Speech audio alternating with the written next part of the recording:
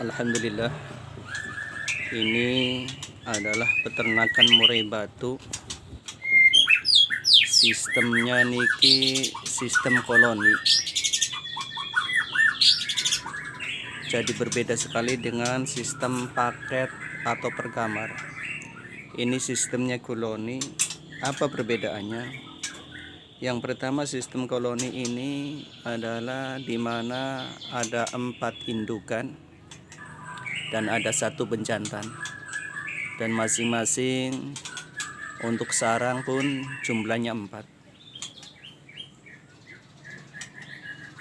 Lalu berapa lama sih burung murai batu ini bisa menetas setelah dia bertelur? Burung murai batu lamanya untuk penetasan setelah bertelur itu kurang lebih 2 minggu. Jadi 15 hari atau 2 minggu, maka insya Allah burung murai batu ini bisa menetas. Lalu kapan sih anakan burung murai ini atau trotol itu bisa diangkat dari sarang indukannya?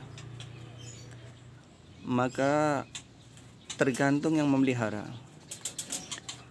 Trotol atau anak murai batu bisa diangkat dari sarangnya sekitar umur 5 hari atau 7 hari. Dan masing-masing punya kelebihan dan kekurangan.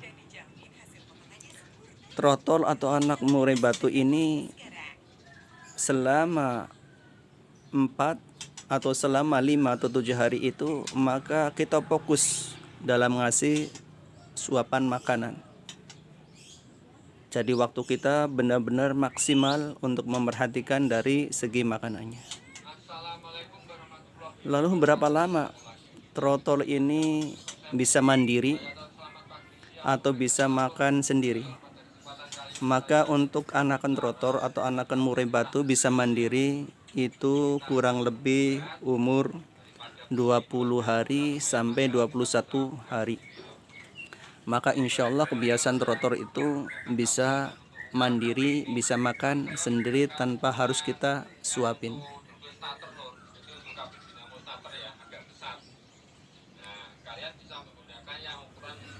Lalu apa kelebihan sistem ternak dengan koloni dengan sistem ternak per kamar atau per pasang? Maka saudaraku, di sini ada kelebihan dan ada kekurangan. Sistem koloni, maka kelebihannya itu pertama dari waktu kita mengurusi pun akan hemat.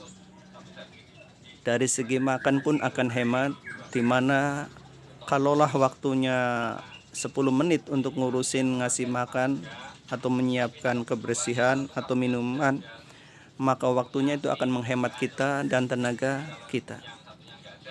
Tetapi di sini ada sedikit letak kekurangannya dari sistem koloni. Contoh, kalau yang saat ini saya buat dalam video ini kan sistem koloni dengan 4 indukan dan 1 penjantan.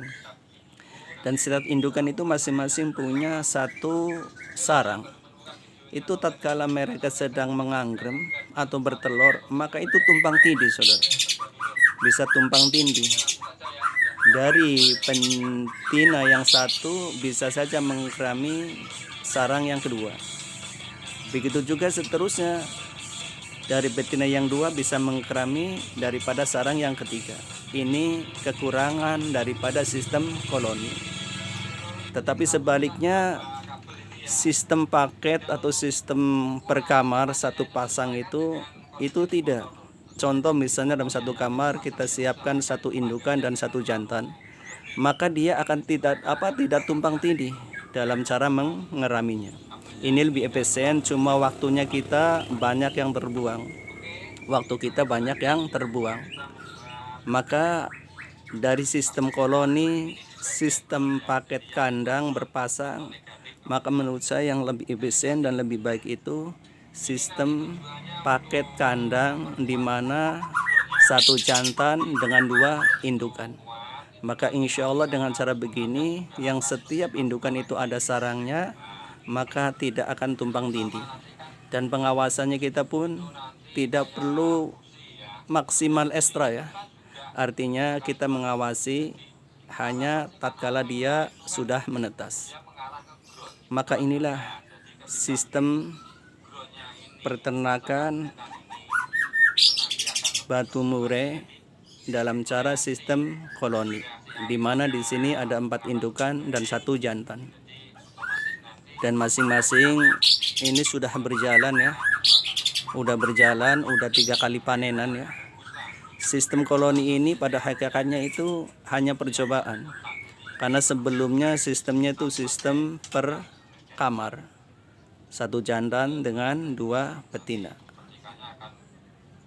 Tetapi karena waktunya banyak yang terbuang dari tempat, maka sistem ini pun efektif cuma dari segi pengeramannya itu yaitu tumpang tindih.